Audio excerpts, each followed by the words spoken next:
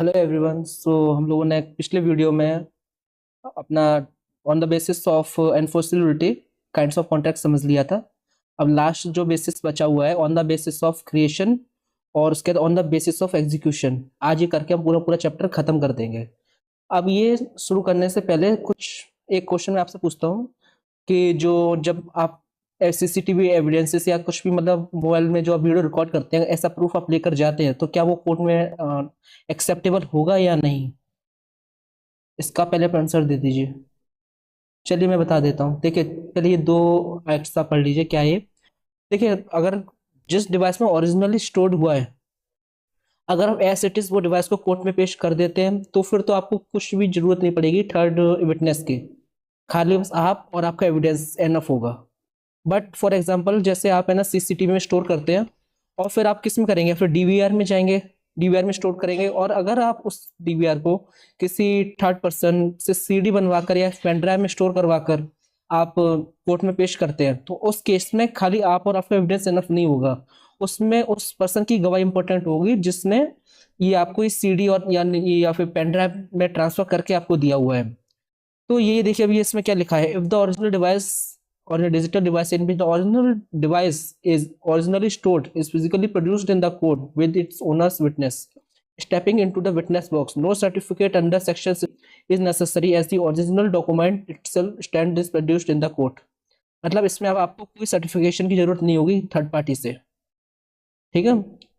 वहीं अगर आप यहाँ पे देखिए, अगर आप किसी डिवाइस पे स्टोर करते हैं, फॉर एग्जाम्पल कंप्यूटर सिस्टम या कंप्यूटर नेटवर्क आप स्टोर कर लेते हैं, फिर उसके बाद आप किसी थर्ड पर्सन पे जाते हैं ताकि आप उससे सीडी में कन्वर्ट करवा लें या फिर पेन ड्राइव में कन्वर्ट करवा लें, और उसके बाद अगर आप कोर्ट में लेकर जाते हैं तो जिस पर्सन ने कन्वर्ट किया होगा उस पर्सन की भी गवाही बहुत इंपॉर्टेंट करेगी। उसके बिना कोर्ट एक्सेप्ट ही नहीं करेगा उस एविडेंस को, क्योंकि ये प्रूफ क्या है आपके पास कि किसने बनाया, कहाँ से लेकर आए हो आप। ठीक है।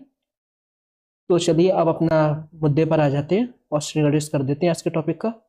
On the basis of creation, मतलब अब टाइप्स ऑफ कॉन्ट्रैक्ट क्रिएशन की बेसिस पे क्या क्या होंगे। क्रिएशन मतलब कैसे कैसे बन रहा है उसके बेसिस पे क्या क्या होता है। देखिए, पहला तो होता है एक्सप्रेस कॉन्ट्रैक्ट। ठीक है। अब ये, और फिर सेकंड होता है इम्प्लाइड कॉन्ट्रैक्ट, और थर्ड होता है कॉसी कॉन्ट्रैक्ट और कंस्ट्रक्टिव कॉन्ट्रैक्ट। ठीक है।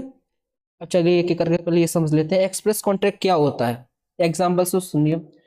मैंने आपसे बोलकर कहा है कि आपको मैं अपनी 2 लाख रुपए की कार बेच दूंगा। मैं ए हूँ, आप बी हो। ए ने बी से बोला कि 2 लाख की कार बेच देंगे आपको, तो बी ने भी एक्सेप्ट कर लिया ऑफर।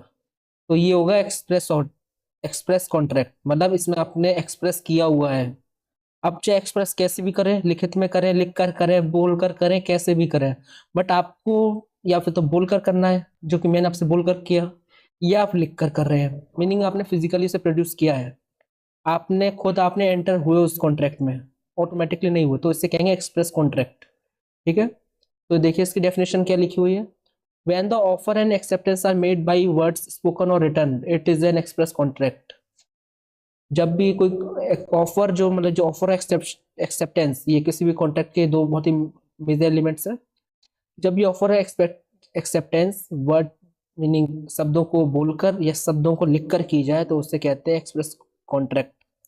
अब देखिए, one party express his her desire to enter into an agreement that can later become a contract if it fulfils the basic elements of a contract. शुरू में तो दो पार्टीज होती हैं, आपस में एक एग्रीमेंट में अपने आप को एंटर करते हैं, और अगर वो एग्रीमेंट वैलिड होता है as per the law then वो कॉन्ट्रैक्ट हो जाता है। हमारे कोई इलीगल एग्रीमेंट में जाते हैं तो फिर थोड़ी कॉन्ट्रैक्ट होगा। ठीक है। तो फिर जो एग्जाम्पल ये था ए और बी का, ये एक्सप्रेस कॉन्ट्रैक्ट का है। अगला देखिए इम्प्लाइड कॉन्ट्रैक्ट। अभी इम्प्लाइड कॉन्ट्रैक्ट क्या होता है। मैंने आपसे कुछ भी नहीं बोला, नहीं आपने मेरे से कुछ भी बोला, कुछ प्री कंडीशंस भी होती है। मान लीजिए कि आप जब भी कहीं आप घूमने वगैरह जाते हैं तो आप कार में आप पार्किंग लॉट में खड़ी करते हैं। अब वहां जाके आप गेट कीपर से बोलते तो नहीं है कि मेरे को यहाँ पे कार खड़ी करनी है, इसके बदले में आपको कुछ देना होगा। Meaning, अगर आप जाते हैं तो आप गेट कीपर से कोई मोल भाव तो नहीं करते हैं कि मेरे को आपकी जगह नहीं, मेरे को यहाँ पर कार या बाइक पार्क करनी है। तो अगर आप वहां पे जाते हैं तो फिर ये आपकी रिस्पॉन्सिबिलिटी होती है कि आपको पे करना है, ये आपकी ऑब्लिगेशन होती है। वहां का जो प्राइस होता है प्री डिटरमाइंड होता है। तो यहाँ बोलने या ना बोलने से कोई फर्क नहीं पड़ता है। अगर यहाँ पे फर्क पड़ता है आपके एक्ट से, आप क्या क्या काम कर रहे हो उससे फर्क पड़ता है। आप बोलो नहीं बोलो कोई असर नहीं पड़ रहा, लेकिन पर जो आपके काम है उससे इफेक्ट पड़ेगा। ठीक है, तो देखिए क्या लिखा, when both the offer and acceptance are made by acts or conduct of the parties rather than words spoken or written, then it is called an implied contract. जब भी ऑफर और एक्सेप्टेंस आपके कर्मों से की वजह से आप एंटर होते हो ना किसी कॉन्ट्रैक्ट में, जो आपके ऑफर एक्सेप्टेंस होती है आपके कर्मों से डिसाइड हो जाती है ना, तो उसे कहते हैं इम्प्लाइड कॉन्ट्रैक्ट। अब एग्जांपल देखिए क्या लिखा है, when we park our car in the parking lot then we are bound to pay the service charge, hence it here is an implied contract. यहाँ पे ना ही कोई आपने बोला, नहीं आपने लिखा, नहीं आपने कुछ भी किया, बट आपने क्या किया, अपने कार का आपने पार्क की, तो यहाँ आपकी ऑब्लिगेशन ऑटोमेटिकली बन चुकी है और आपको पे करना होगा उनका सर्विस चार्ज। जो आपने उनकी सर्विस की, आपने उनके पार्किंग लॉट में अपने जो अपनी कार खड़ी करी है या फिर बाइक खड़ी करी है, तो आपने उनकी सर्विस ली हुई है, तो यहाँ पे आपको ऑटोमेटिकली पे करना होगा। तो ये क्या हो गया, इम्प्लाइड कॉन्ट्रैक्ट। लास्ट देखिए क्वासी कॉन्ट्रैक्ट और कंस्ट्रक्टिव कॉन्ट्रैक्ट। अब देखिए क्या लिखा, here no contractual relationship between parties but the laws enforce a contract between the parties. देखिए अब यहाँ पे कोई पार्टी आपस में कोई कुछ भी एंटर नहीं करती है अपने आप को, यहाँ लॉ आपको एंटर करवाता है, मीनिंग यहाँ आपको इससे आप बच नहीं सकते, या लॉ आपको स्पेसिफाई कर देता है। या अब देखिए क्या एग्जांपल देखिए पहले, finder of the lost good is bound to return the goods to the original owner of the lost good. अगर आप कुछ भी किसी का सामान खो गया हो और अगर आप उससे पा लेते हैं, तो ये आपकी रिस्पॉन्सिबिलिटी होती है कि आपको उसके रियल ओनर को आपको वापस उसे करना है। यहाँ पे ये नहीं कि आप अपने पास रख लोगे, ठीक है, क्योंकि वो चीज़ ही आपकी नहीं है। अब देखिए अब ये किस एक प्रिंसिपल पे काम करता है, ये कॉसी कॉन्ट्रैक्ट। अब प्रिंसिपल क्या है, a quasi contract is based on the principle that a person shall not be allowed to enrich himself at the expense of the other. आप किसी दूसरे के खर्चे पे अपने मजे नहीं ले उठा सकते किसी दूसरे के पैसे से, जिसका पैसा उसी का हक। ठीक है, इसी प्रिंसिपल पे ये कॉन्ट्रैक्ट बना हुआ है। जैसे यहाँ पे आपने किसी और का सामान पाया ना, खुद का नहीं पाया है, तो अब आपको लॉ नहीं अलाउ करेगा कि आप उसके बिना परमिशन से आप उसे यूज करें। तो ये क्या हो गया, कॉसी कॉन्ट्रैक्ट। ठीक है, चलिए अब आखिरी बेसिस और समझ लीजिए, on the basis of execution. Execution के बेसिस पे कितने होते हैं देखिए, एग्जीक्यूटेड कॉन्ट्रैक्ट होता है एक, एग्जीक्यूटरी कॉन्ट्रैक्ट होता है, यूनिलेटरल कॉन्ट्रैक्ट होता है और बायलेटरल कॉन्ट्रैक्ट होता है, बस। ठीक है, अब एग्जीक्यूटेड कॉन्ट्रैक्ट क्या होते हैं। अब देखें, आप मैंने आपसे कहा कि मैं 10 लाख की आपको कार बेचनी है, मैं हूं और आप भी है, आपने एक्सेप्ट कर लिया, मैंने आपको कार दे दी, आपने मेरे को पेमेंट कर दिया यहाँ पे। तो ये एक एग्जांपल होगा एग्जीक्यूटेड कॉन्ट्रैक्ट का। मीनिंग यहाँ पे आपकी ऑब्लिगेशन क्या थी कि मेरे को आप 10 लाख रुपए पे करोगे, मेरी ऑब्लिगेशन क्या थी, मैं आपको कार दूंगा। तो दोनों की जितनी ऑब्लिगेशन थी वो पे हो चुकी है। तो जिस भी कॉन्ट्रैक्ट में जितनी भी ऑब्लिगेशन होती है वो सबकी सब जब खत्म हो जाए, कुछ भी नहीं बचना चाहिए किसी भी पार्टी की तरफ से, तो ये एग्जांपल हो जाएगा एग्जीक्यूटेड कॉन्ट्रैक्ट का। मीनिंग अब देखिए इसकी डेफिनेशन और देख लीजिए, a contract is said to be executive contract, executed contract when both the parties is said to be performed their obligation on their part completely and nothing is left to be done by other party। जो दो party होती है उन्होंने अपनी अपनी obligation पूरी खत्म कर दी और उनकी तरफ से कुछ भी करने के लिए नहीं बचा, तो ये एग्जांपल होगा एग्जीक्यूटेड कॉन्ट्रैक्ट का। अब अगला देखिए एग्जीक्यूटरी कॉन्ट्रैक्ट। अब देखिए पिछला ही एग्जांपल ले लीजिए, मान लीजिए कि जो पिछला बिल्कुल सेम एग्जांपल ले लेते हैं। अब वहां क्या हुआ कि मैंने आपको कार अपनी डिलीवर कर दी, बट आपने मेरे को पेमेंट नहीं किया, या फिर आपने मेरे को एडवांस में पेमेंट कर दिया और मैंने अभी आपको कार डिलीवर नहीं की, तो ये एग्जीक्यूटरी कॉन्ट्रैक्ट होगा। यहाँ पे किसी पर्सन की ऑब्लिगेशन, किसी पार्टी की ऑब्लिगेशन रह रही है, पूरी नहीं हो पाई है। तो देखिए क्या होता है, इसके डेफिनेशन सुनाइए।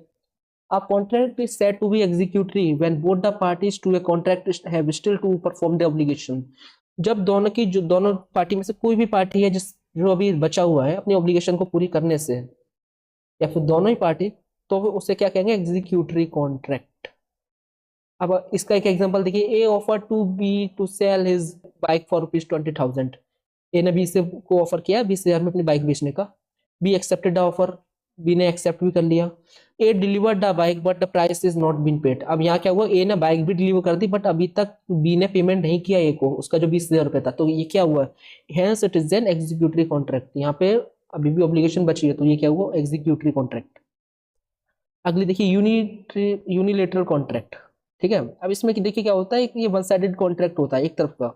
मीनिंग एक पर्सन तभी काम करेगा जब वो दूसरा तो एक पर्सन की ऑब्लिगेशन तभी आएगी जब दूसरा पर्सन वो काम कर चुका होगा, यहाँ कॉन्ट्रैक्ट में एंटर नहीं होना है।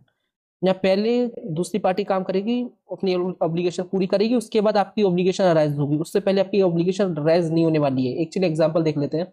देखिए मान लीजिए कि आपका एक कोई पालतू डॉगी था, बुक हो गया, आपने एडवर्टाइजमेंट लगा दिया कि जो भी इस डॉगी को मेरे को वापस करेगा मैं उसे 20,000 का इनाम दूंगा, या 50,000 का इनाम दूंगा, 1 लाख का इनाम दूंगा, 2 लाख का, 10 लाख का, कितने का भी।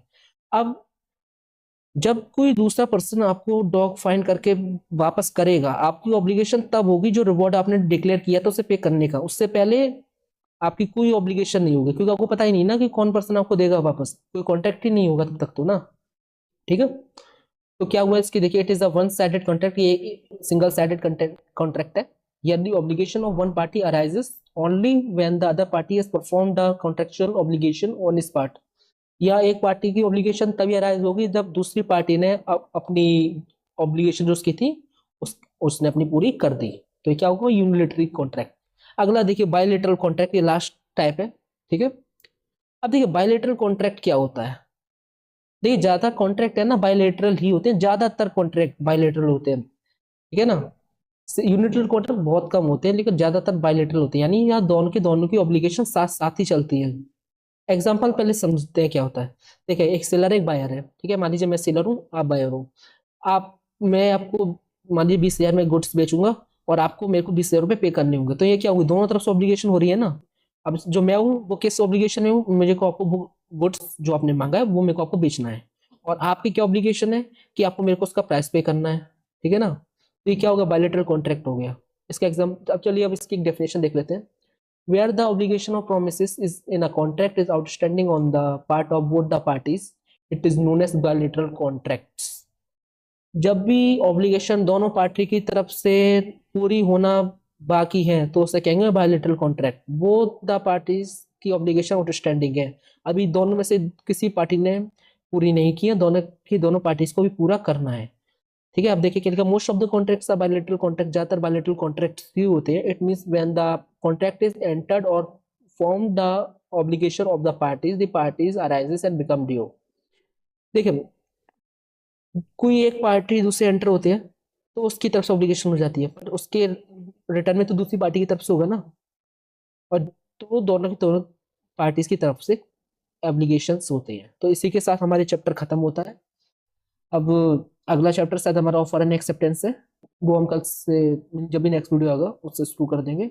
और अब इस चैप्टर का कभी कभी भी बीच बीच में इसका वीडियो डालते रहूंगा, इसमें जो अब थोड़ा डीपली जाएंगे। ये तो आपको बेसिक पूरा हो गया, क्वेश्चंस आंसर शुरू करेंगे, काफी सारे केसेस डिस्कस करेंगे। ठीक है, चलिए बाय।